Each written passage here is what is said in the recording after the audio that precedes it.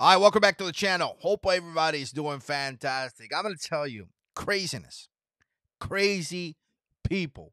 Wow. I'm going to tell you, I'm an adult, 41 years old. You do what you do.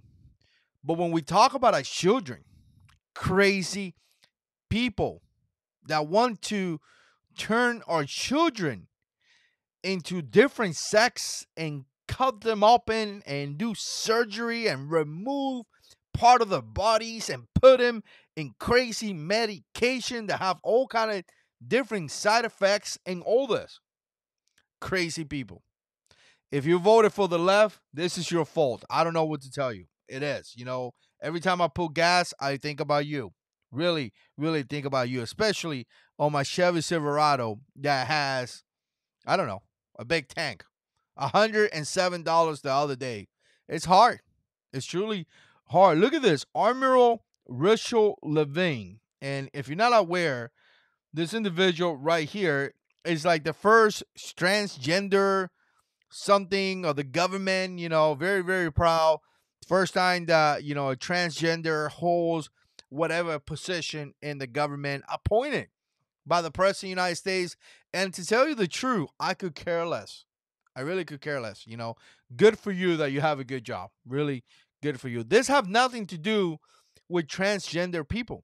A lot of times I get harassed and attacked, but the reality is that this have nothing to do with transgender people, right? What does this have to do? Why do I do this video? It's because of this. This has to do everything with children.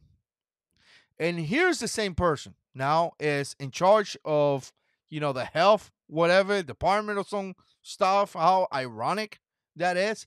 But let's listen to what they got to say. Let's listen to it. Gender affirming care is life-saving, medically necessary, age appropriate, and a critical tool for healthcare providers. Wow. Do we need to listen to that again? Let's listen to that again. I want you to kind of like decode some of the things that this person is saying. Gender affirming care is life-saving, medically necessary, age appropriate, and a critical tool for healthcare providers.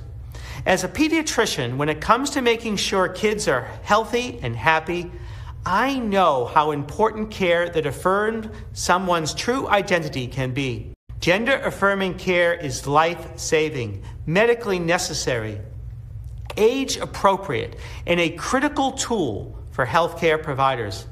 As a pediatrician, wow, you guys heard that. You guys truly heard that. They want to do crazy stuff to our children. Crazy stuff to our children. They want to do really crazy stuff to our children. Talking about reassignment surgery, talking about medication that deal with, blockers and things like that. I mean, life-saving, medically necessary. It is not life-saving.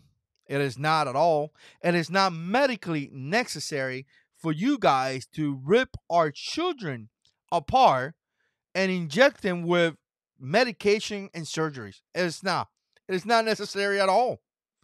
But it's kind of interesting because when you hear this is something that years ago you would hear some crazy guy in the internet talking about this. But now we see in the current administration talking about this. I mean, this person right here is Biden's Assistant Secretary of Health. This is a big deal. And what are they talking about? They're talking about surgery on our children. They talk about cutting our children apart to reassign their sex. Kids that are not old enough to smoke, kids that are not old enough to join the military, kids that are not old enough to get a license, not old enough to vote for the President of the United States or any voting, kids that if they go out in the street without a parent, police will come and probably charge you with child neglect. But they could pick their sex? No, I don't think they can. I think parents can.